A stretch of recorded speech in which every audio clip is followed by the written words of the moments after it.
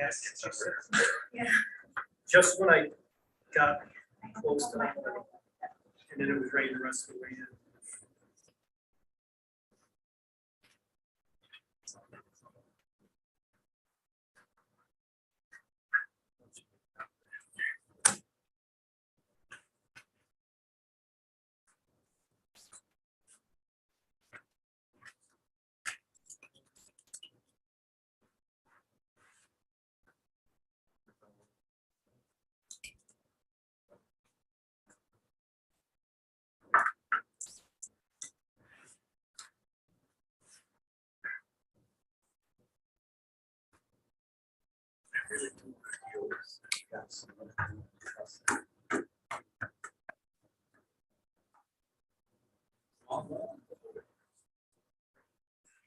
Didn't plan it.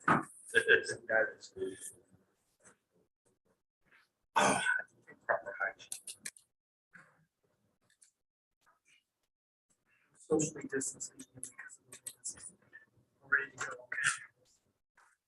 Call meeting of the District Board of Education in order. Please stand and join me in the Pledge of Allegiance. Pledge allegiance to the flag of the United States of America, and to the republic for which it stands, one nation, indivisible, with liberty and justice for all. Thank you. Begin with a moment's silence for the following. Phyllis Zalian, retiree from the North Syracuse Central School District. Harold Drenchko, retiree of the North Syracuse Central School District. And Lucy Wickham, retiree of the North Syracuse Central School District.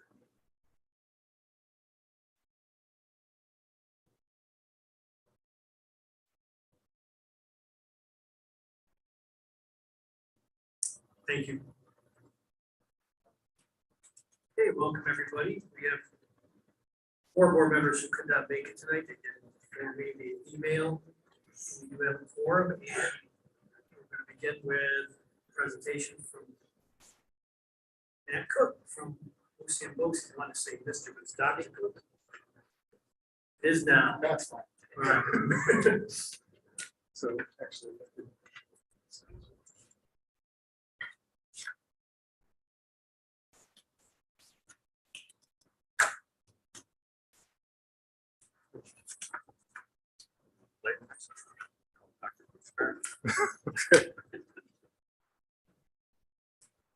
so good evening. I'm happy to be here with you tonight.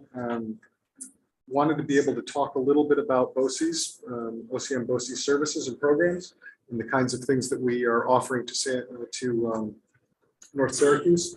And I understand a few of you have been on a tour fairly recently, and unfortunately my schedule didn't allow me to attend with you, but I heard some good things about how that went and some of the programs that you saw. So what I'll try to do today is to give you like a 30,000-foot view of what the organization is and does and how we interface with North Syracuse, so that you can have a better sense of that yourself. So right on the front page, there's just a couple of the stats that I wanted to point out.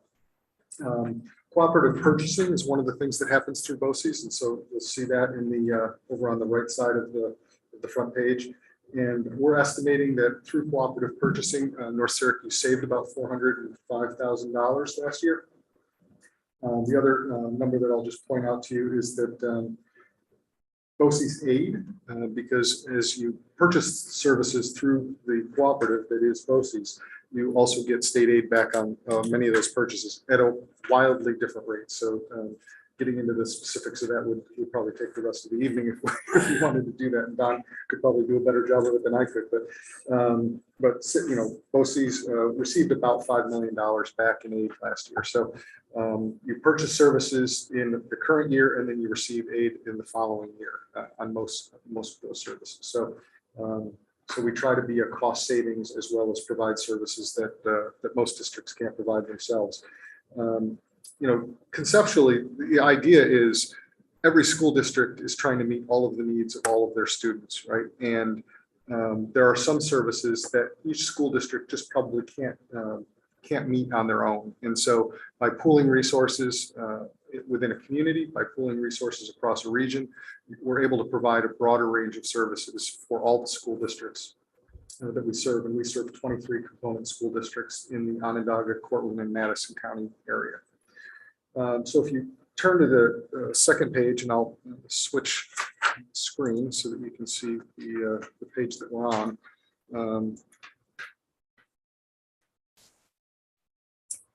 On the left side of that page, you'll see instructional support services. So I'll start there. The services that are highlighted in blue are the services that North Syracuse is receiving from BOCES. So there's quite a few there. You could play stump the superintendent and ask me a particular question about some of these services, and I might not know the answer because we offer a wide variety of them. And when we do this presentation with your administrative team, I have our whole team member there, and each of the assistant superintendents and deputy superintendent that's responsible for this program. So I could speak to some of them, but probably not all of them.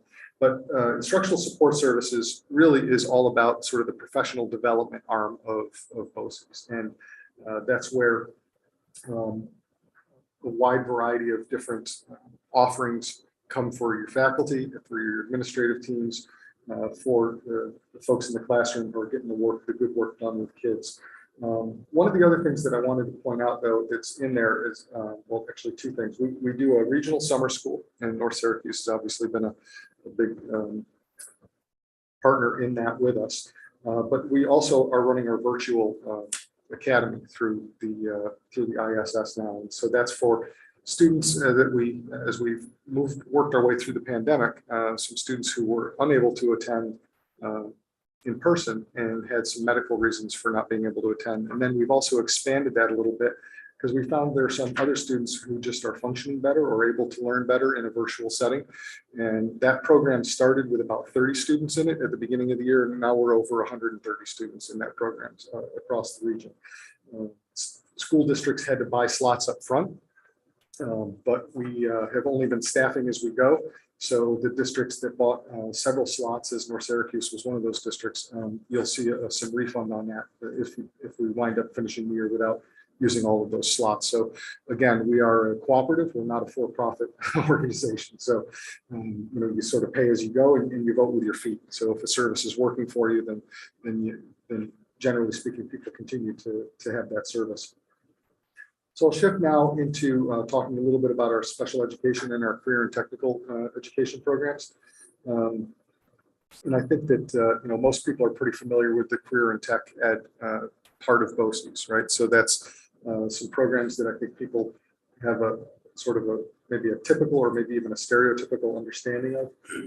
Things like auto tech and auto body repair, as well as cosmetology and culinary arts. But there are a wide variety of programs that are on beyond the ones that were offered when I was in school. And so we often like to tout some of those. What we've really been shifting to with some of our programs recently in the career and tech area is trying to have programs embedded in businesses and trying to give kids the most real life experiences that we can. So we now have a heavy equipment program at Tracy Road. We have an engineering program with Lockheed Martin. We have some health and career programs that we're running in that respect as well. So we're trying to find areas where we can increase the relevancy for students coming out of those programs and wind up being able to have kids with the skill set that they need to get right into the workforce. Or what we're finding a lot of times is that some of the employers that kids are coming out of our programs and going into the work world, some of the employers are now paying for kids to either get additional career and tech education or sometimes even 2-year or 4-year schools. So that's been a real boom. Again, I think when people think of BOCES and student services, they think of career and tech, but they also think of some of our special education services. The concept there is pretty simple. Typically, school districts don't have the numbers to be able to run a full special education program for students with some more advanced needs. And so, if North Syracuse has, say, 3 kids with autism and Liverpool has 2 kids and maybe Lincourt has 1, and then we have a classroom, right? So that's how that kind of program comes to be in existence. And so we service a lot of those students at our Crown Road campus here for special education. But one of the things that we're particularly proud of, and the graphic on that page really demonstrates that, going back to 2013-14, we had 19 classrooms embedded in school districts around, and now we're up to 37 classrooms and looking to expand that more. The more we are able to have classrooms for special education students embedded into component districts, the more opportunities there are for those students to have fully integrated experiences with non-disabled peers. And so that's something that we're always striving for. So we appreciate all of our partners in that effort. And certainly North Syracuse has been helpful along that line. Shifting to the next page, we have our business and management services on the top, and you can see those. You'll see that North Syracuse participates with quite a few of those services.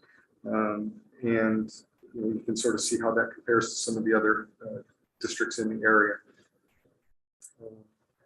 One of the things that we point out there, so I've already talked about the cooperative purchasing that happened on the front cover.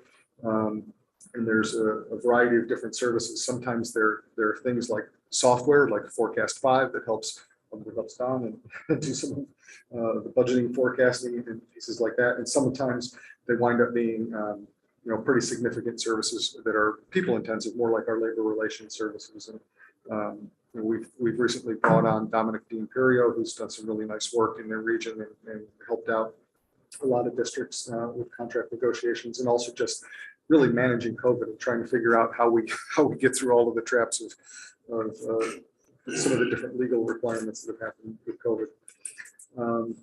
Shifting back to a little bit of a student highlight, we try to have all of the pictures on the front cover are North Syracuse students, and then we have a student success story here with our REACH program at the Crown Road campus.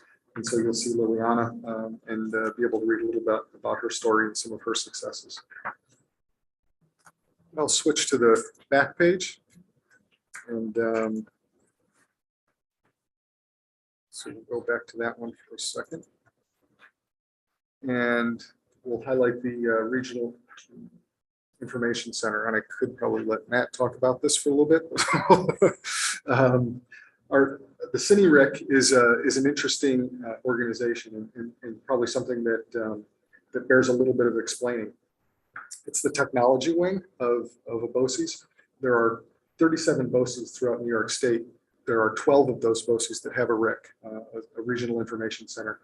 And OCM is one of those BOCES. Now, what's interesting is that of those 37 BOCES, were broken up into regions called JMTs, Joint Management Teams. And so our joint management team is the Oswego BOCES, the City BOCES, the Cave Onondaga BOCES, Tompkins BOCES, the TST BOCES to the south, where Ithaca is, and then the OCM BOCES. So those 4 BOCES make up the JMT. So there's 50 school districts across that JMT. And in addition to that, we also work with some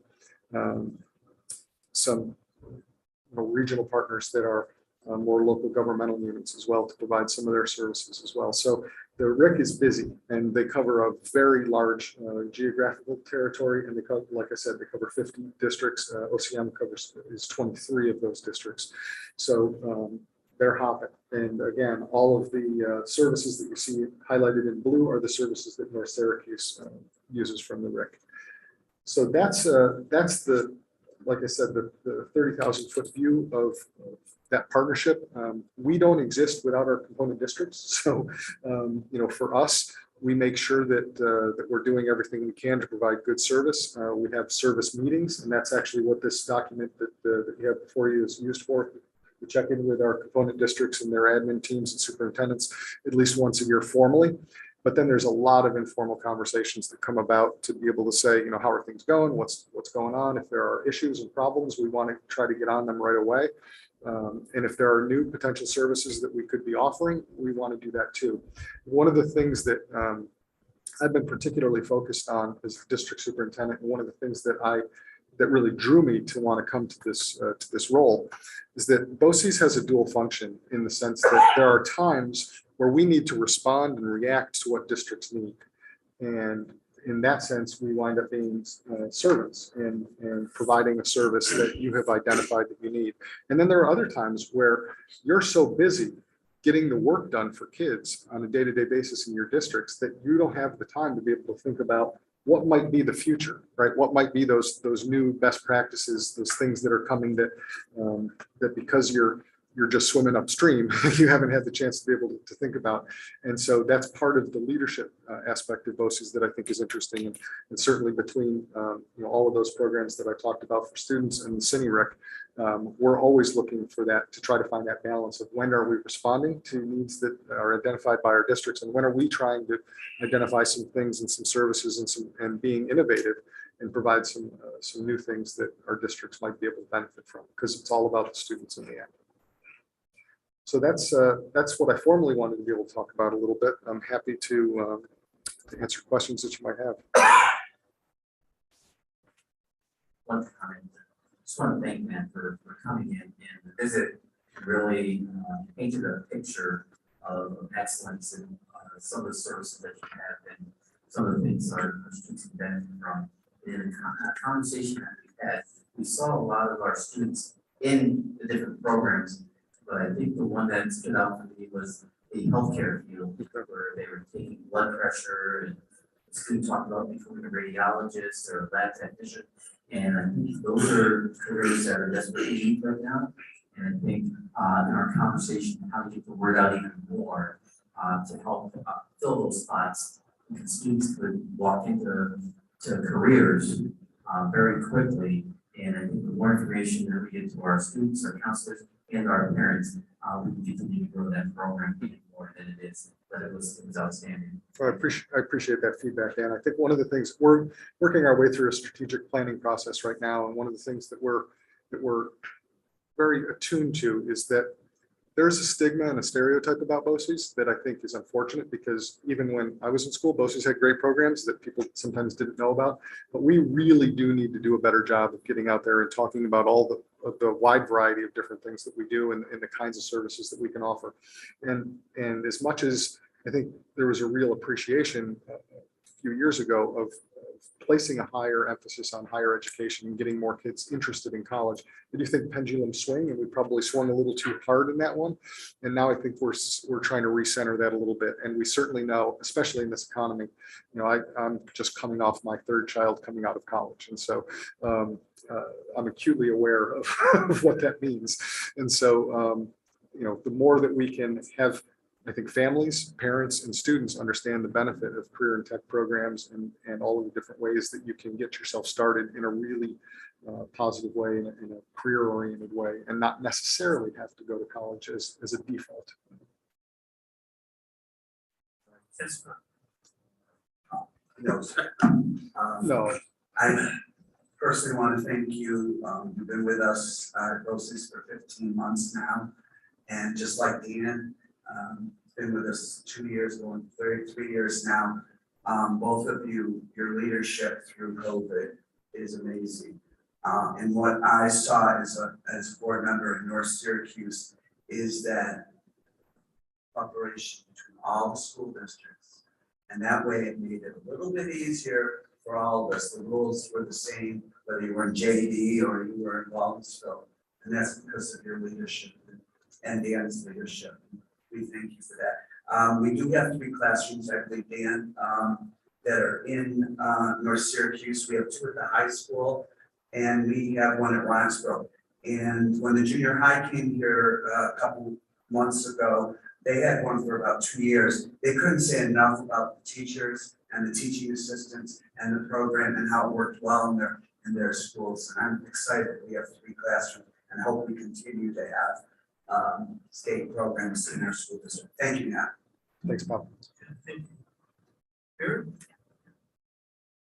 Hi, Matt. Hi. I just had a few comments. I think it's very exciting with the expansion of career tech. That I feel like, is there potential to do even more forecasting what trades are having opening, like where the jobs are going to be when our kids graduate, forecasting retirements, and then got into a situation where we had a skilled labor shortage. Yeah.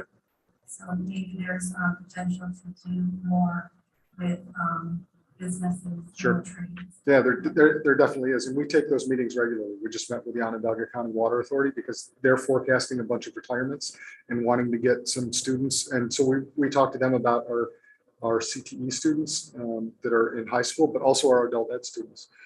Because we have a pretty robust adult education program as well. So that's just one example. There's another company that's out in the Thompson Road area that we just met with recently. I don't want to mention the company's name yet because we haven't formalized an agreement, but we're probably we're definitely going to have them tour our program so they can understand our students better. And we're always looking to expand our understanding of what the employers in this area need, and then we try to match programs accordingly. Thank you.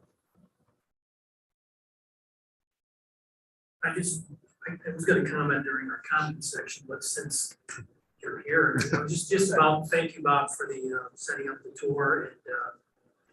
And it's funny, we talked about the stigma among somebody the other day when we were there, and I remember when I barely remember being in high school, but I remember that. And it's just, I remember the tour, I think 2 years ago, or was it 3? That's great. Yeah. Just as eye-opening, what you have going on there, what our students are doing there, and as Mr. Bowles said, they can walk out into a career, or they have options to go to higher ed, or both. Sure. And they may want to do both down the road. I know most a lot of our board members are busy, couldn't get there, but if you ever get a chance down the road, it's really something. Your presentation was nice, but when I just seeing it with my own eyes, it just was fantastic, and the one that stood out to me, I should know the name, Innovation Tech. Yeah. One of the last we saw. What that does for a certain kind of student Exactly. is beyond explanation, beyond words. And I do know from members of my own family who have children who've gone through programs there, it's changed lives. There's certain students that just aren't fitting into the school routine that go there and get new life. I've seen it with my own eyes, and it's fantastic. So hopefully we can figure out how to shake that stigma. Well, I know you're talking about, you mentioned that, but yeah. And a lot of it is it's upon us to tell our story, right? So I was thrilled when I was asked to be able to come here and do that a little bit and tell that story. So we're going to continue to try to get the word out, and we appreciate the partnership with North yeah, Syracuse. just talking to the students, I mean, they just love what they're doing. They just love it. Yep. And some of them in a way want to keep it a secret because they don't want too many people coming there. It's funny that you say that. Yeah. I've heard students say that. They're like, "This is the best kept secret, and we don't want." Like, no, we would I really. remember one of them said the word family. I mean, it's a small, tight group, and it's just something they can't get in a large setting. Yep. So, I just wanted to inform you that on April 6th, we got a Friday letter from Dr. Cook. It looks like there'll be a person for the annual meeting. It'll be at the district office, and you will all be invited. It'll be at night, and we'll tell Joe we're going in that. You will see the budget, capital budget, the administrative budget, and then I believe on the 18th, it's the 18th, here, we will be voting on the administrative budget for BOCES. thank you. Thank you. Thanks for the opportunity.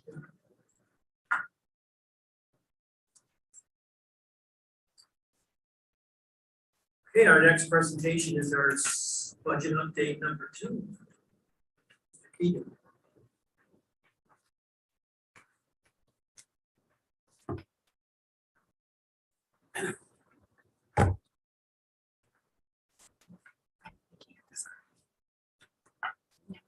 Talking to it.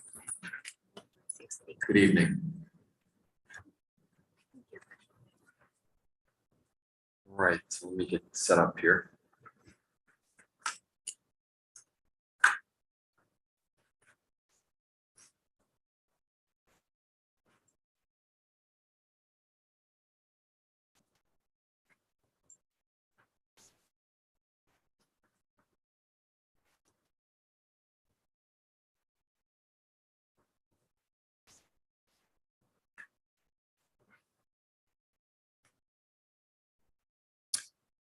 Well, I'm going to turn it right over to Dan if that's okay, because we're going to talk about some budget initiatives that he's more versed on than I am.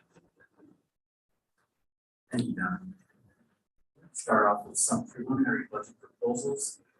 We are still in the process of meeting with directors, for all of our principals at this time. But there's some areas that are kind of rising to the forefront as far as our focus areas. And it's in ELA and literacy, social emotional learning, mathematics, diversity, equity, and inclusion, health and safety, instructional and operational leadership. We have many more budget conversations to be had in the coming weeks, and we'll be looking at their proposals. So as we talk about some of the literacy initiatives, currently there is a pilot going on, and they will be making at some point a recommendation, and the pilot for K-4 will be adopted sometime later this spring. And there'll be training in the spring and summer. But one of the things that we already put into place were literacy coaches, working with pilot teachers, working with teachers in classroom to help students. And one of the benefits that we've seen is just having that dialogue and that feedback. But we have at least 2 of our coaches that are split between buildings. Not everyone's piloting. So when we shift next year, where we have every single teacher in every single elementary school with the adopted ELA curriculum, that's going to double the amount of people that are working with it. So we're looking to have an additional 1.5 FTE instructional coach from the general fund, but using our funds, an additional 1.0 FTE, so that we'll have an instructional coach in every single elementary school to support teachers. I mean, I don't know if you want to ask questions at the end or the middle, but I did hear a little bit about, I think, some of the piloting, some of the BPTs, but what you're saying is, I mean, what is sustainable? In other words, that 1.0 that's coming from the ARP funds, is that something that would phase out after the ARP funds? And after the training where we wouldn't need to continue that? I think if I could just comment, Dan, not to, one of the things that we're doing is there's certain positions we're covering with ARP funds that we hope to incorporate into our budget long-term once we have our full foundation aid. And so I think the answer to your question is we got to wait and see where we end up and how the coaching process works. But financially, yes, we are very concerned about our funds being used up and going away. But there are certain things that we would want to continue. This may or may not be one of those things, and I'll turn it back over to Dan if he wants to comment further. So we're piloting 2 different programs, that's what I see here. Right. And they'll decide on one for all. Okay. And so you mentioned you only need a certain amount of instructional coaches now because not everybody's piloting, but you'll likely need more afterwards. But I'm assuming there's a time when after the program's run for a while, you don't need as much coaching, or you say no? Well, and that's for future dialogue, because Okay. in looking at coaches, right now we're using them for the PLA, but if we go to the next slide, well, when we start talking about that, Do you want me to just go right there, Dan? well, let's stay in order. Okay. And I'm sorry, this jumped out at me when I read it. I read it today, and I didn't see this. This one wasn't in the last one, right? It was. It was. Yeah. This slide? Yeah. Oh my goodness. I did not jump out at me. I'm serious. And I was just wondering, because when you talked about our deficit, you had not figured these in that number. In other words, these are not in that number that we're short on. That's correct. Okay. This is an addition to that number. Yes. So with the next slide, in social emotional learning, over the past 4 years, we really put an emphasis on that. We increased 16.5 positions. It's a school council counselors, it says 22. Now, you have to understand that at our high school, there's a certain amount of school counselors, but there wasn't enough. We haven't added just 22 to one building. We have 11 buildings. So we've added school psychologists, social workers, family engagement specialists, restorative practice specialists, advocate counselors over the last 3 years. And the additions for 22-23, looking at either a psychologist or social worker at Allen Road. We've talked about the 811 program over at Allen Road and providing some additional support. Junior high has been operating with one social worker for many years. Looking at additional social worker there. So those are some additions for SEL. Next one is mathematics. We've invested in new curriculum and materials for K-7 math. We hired a new math director as an emphasis to try to bring our math scores in the program up to snuff. A dedicated math coach, Mr. Wilson.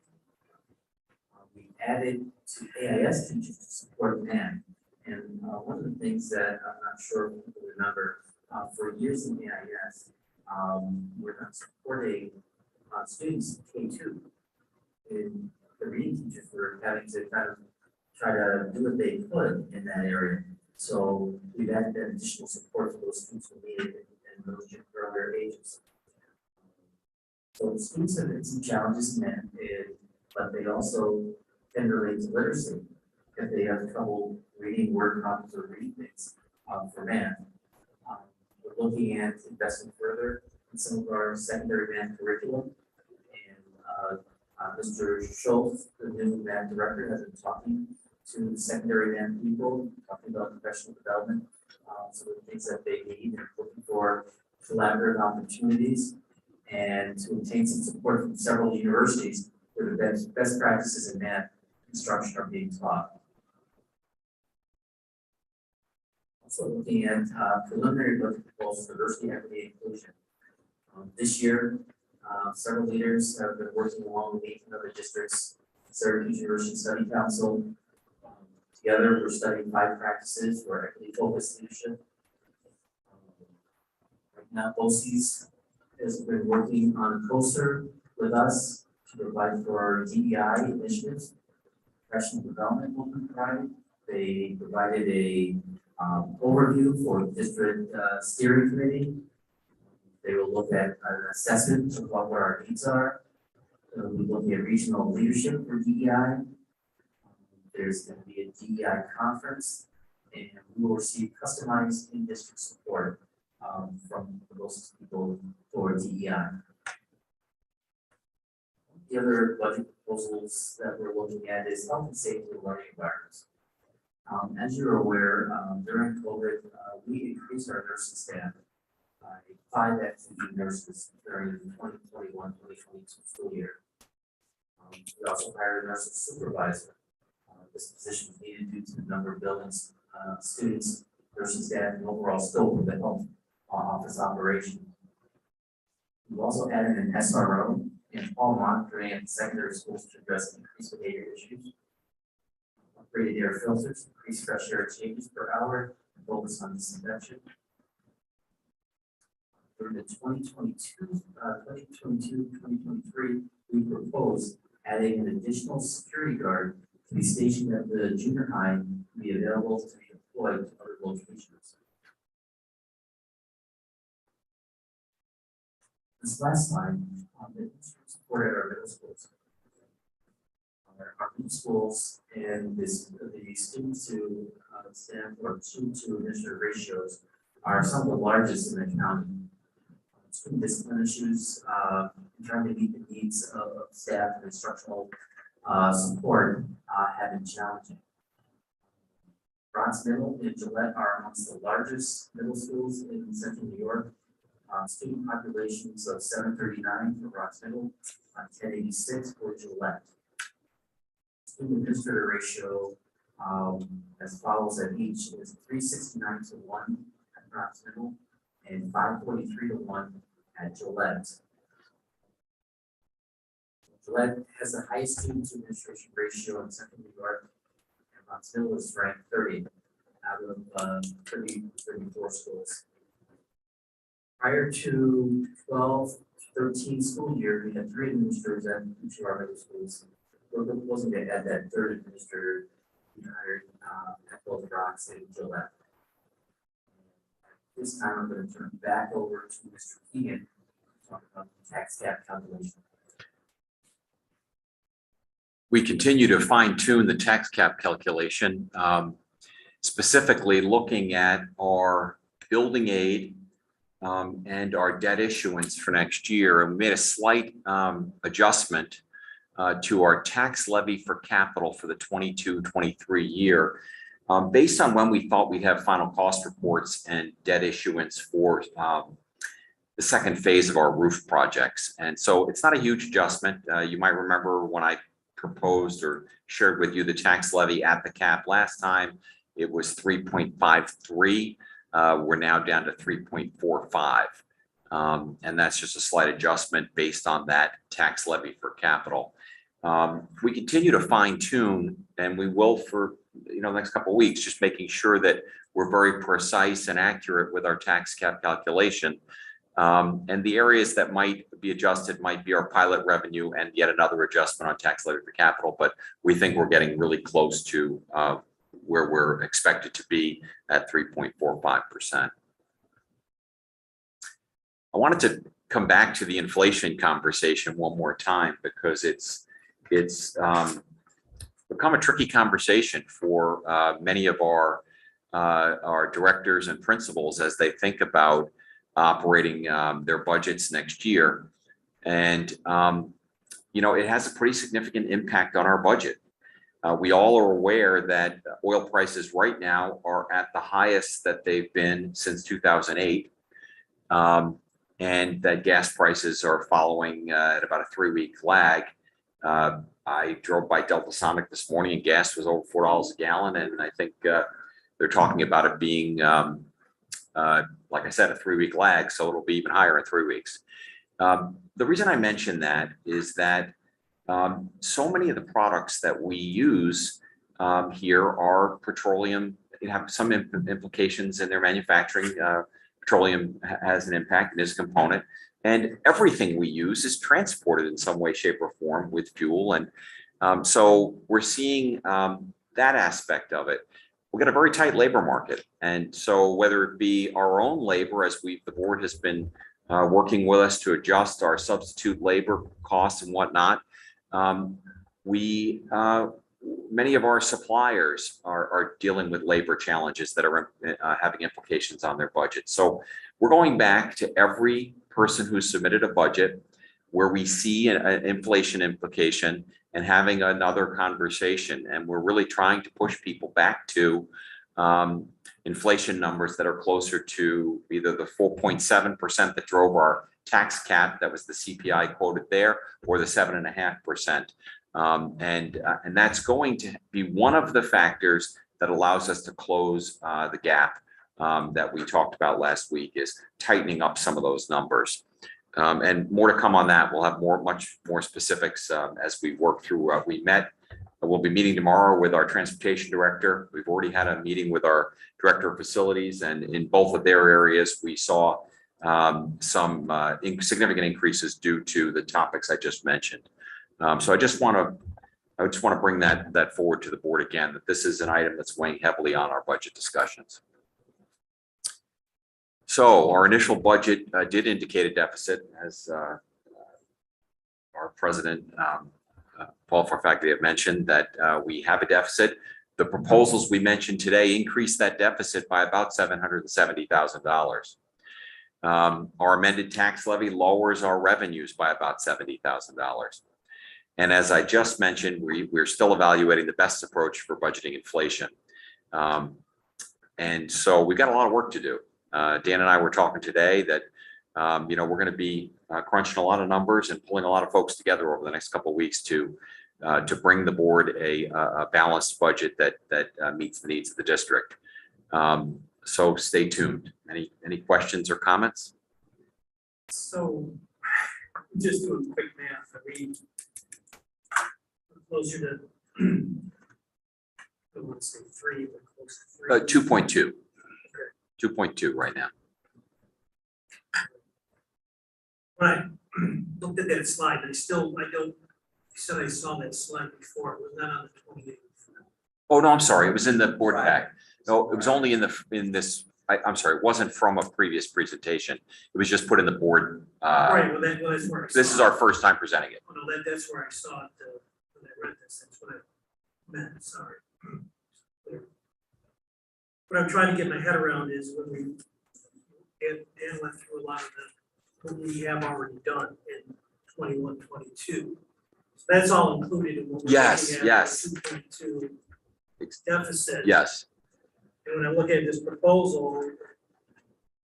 we're adding another. No, I'm sorry. So it was Roughly 1.5 and now we're adding 7. 770, so this, okay, 70. so okay, excuse me, the 770,000 is with these other proposals we Yes. discussed today, okay.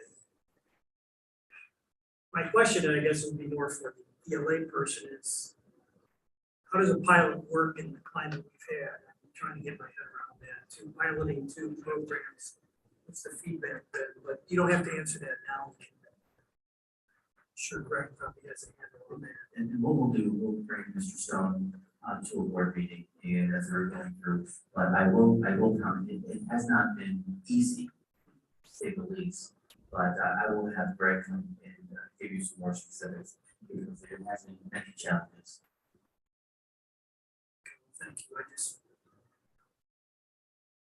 This is just a lot to get our head around. I mean, I know we're in a good place compared to where we thought we were gonna be, but we still got gaps. The needs are great. I think that's the challenge. The needs of our school community are pretty significant. Comment I want to make to the board is thanking our administration bringing this to us, and we need to start commenting on what we feel, because the next board meeting, which is the 21st, will be the last board meeting before we approve a budget on, I believe it's the 4th.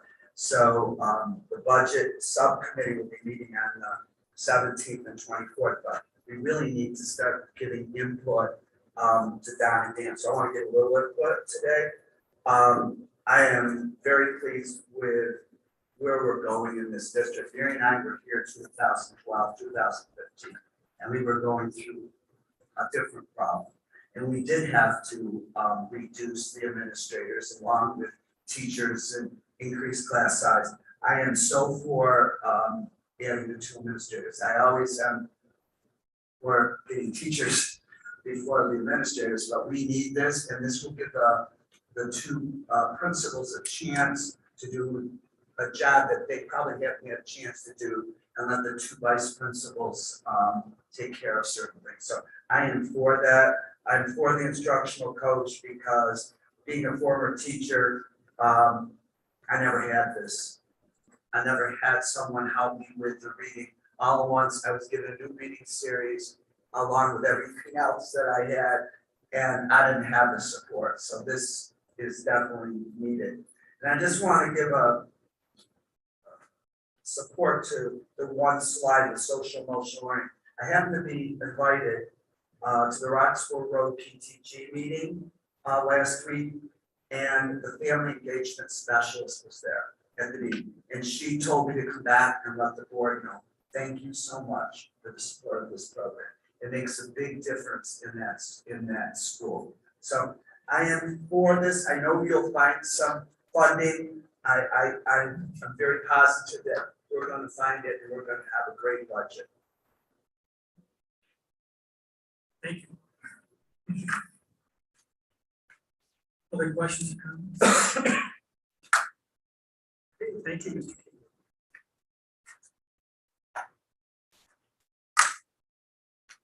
Okay, comments from the audience. We have a person signed up there. We'll move on. Let me know if they pop in. Board of Education Committee reports. We have a report definitely from policy today.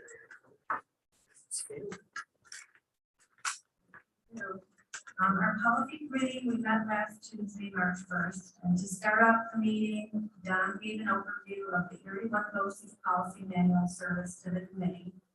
Dan and Chris also spoke on the benefits and added value of adding this service. They also communicated the importance of our policy committee, and I believe the words that Don used to describe it was the jewel of our district. It's highly valued and a great example of collaborative teamwork. This will not change by adding the Erie One BOCES service. Every committee member was given the opportunity to ask questions, and we had an overwhelming approval from the committee to move forward. They were in agreement that it would be beneficial.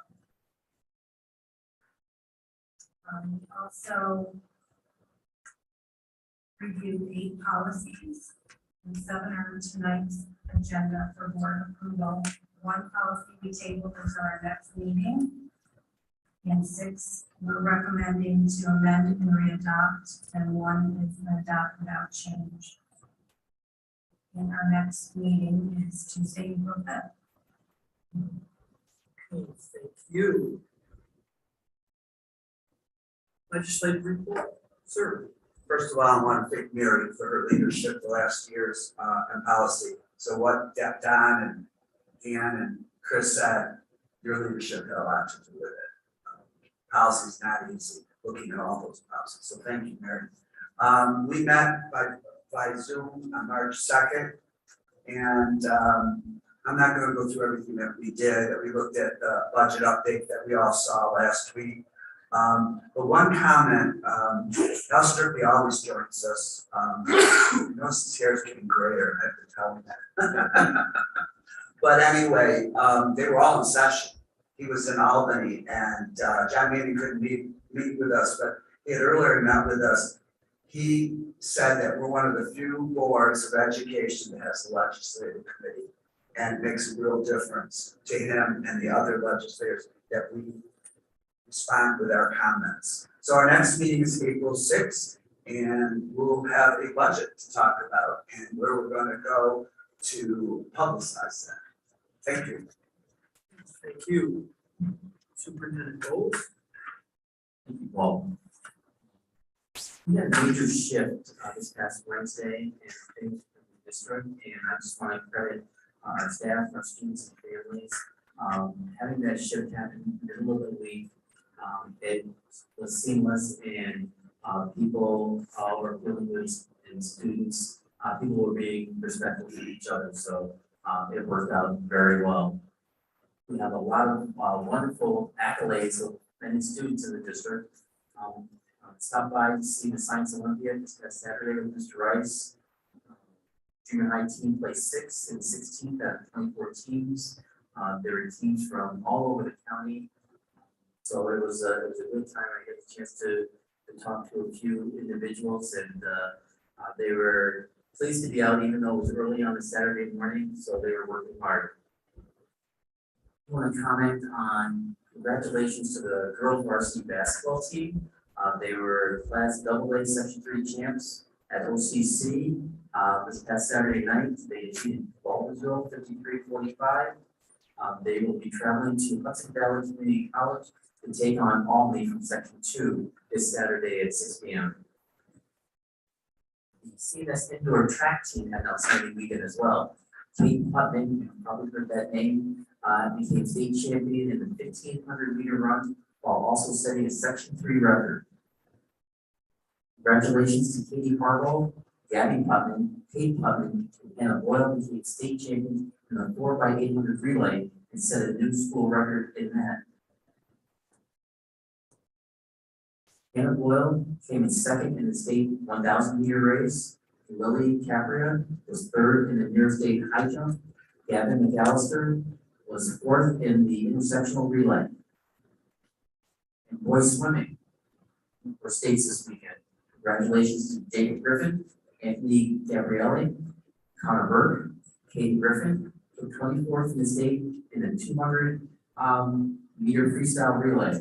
Also, Jacob Griffin took 23rd in the state in the 50-yard freestyle and 26th in the state 100-yard freestyle.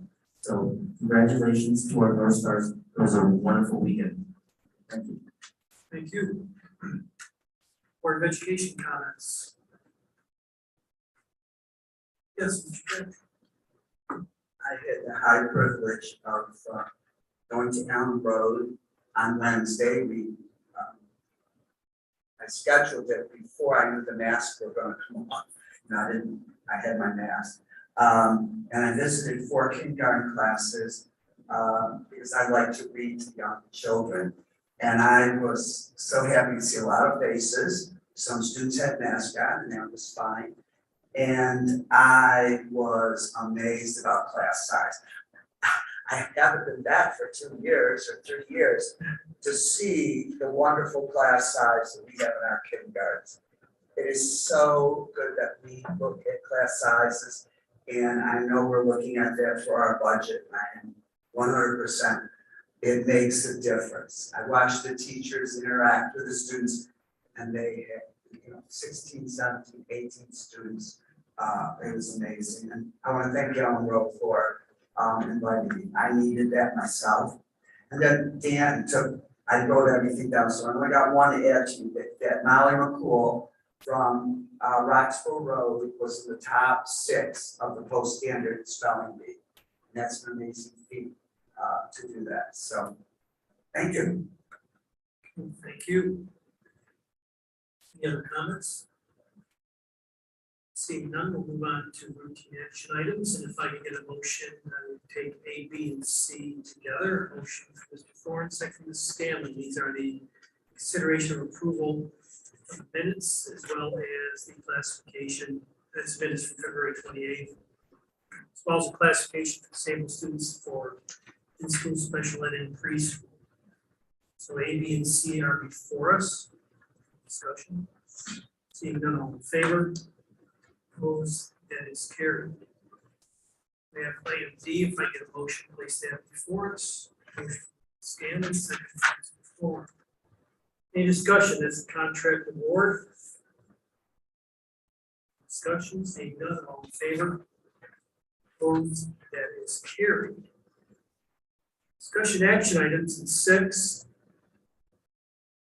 We have A, if we could place that before us, along.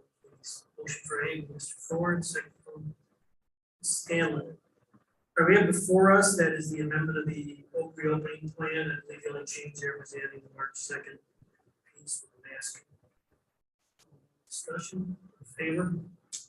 Opposed, that is carried.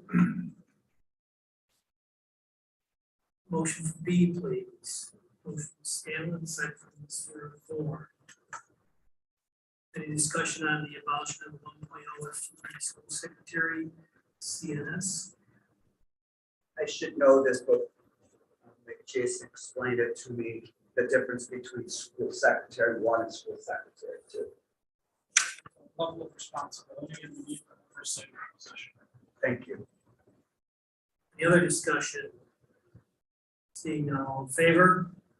Opposed, and that is carried. C, please, motion place that before us. Motion, Mr. Thorne, second from Scanlon, thank you. It's creation of 1.0 FTE TA at Roxborough Elementary. I believe that was in the Friday letter. Discussion, seeing none, all in favor? Opposed, and that is carried.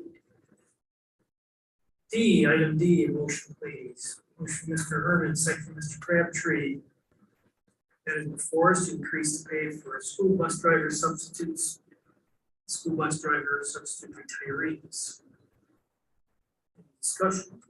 Seeing none, all in favor? Opposed, and that is carried. Item E, please. Motion place that before us. Motion for Mr. Thorne, second from Mrs. Scanlon.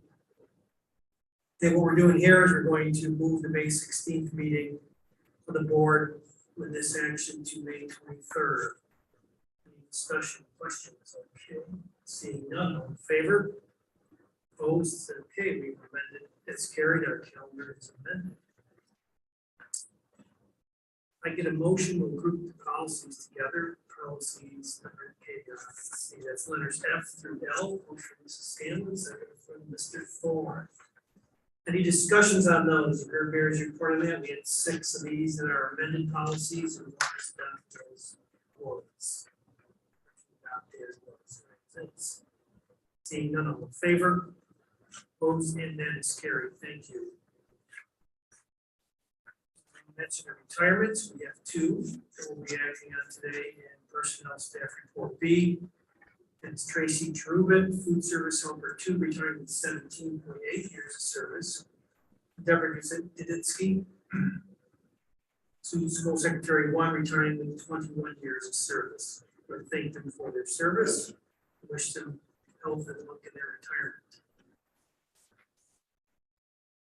And if I get a motion to accept instructional personnel report A, motion Mr. Thorne, second from Mrs. Stanley.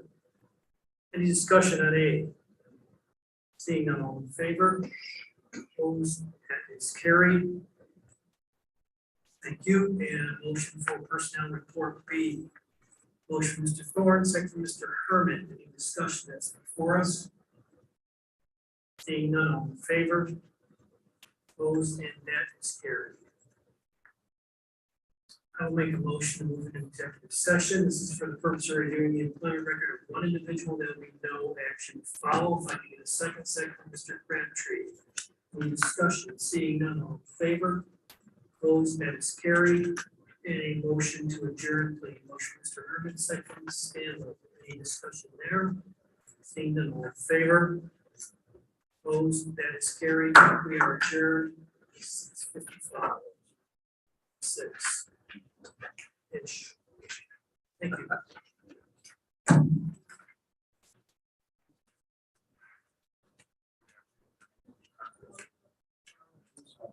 I got one thing. Yeah, one thing, Mike keeps asking, he keeps desiring to do that, I suppose we could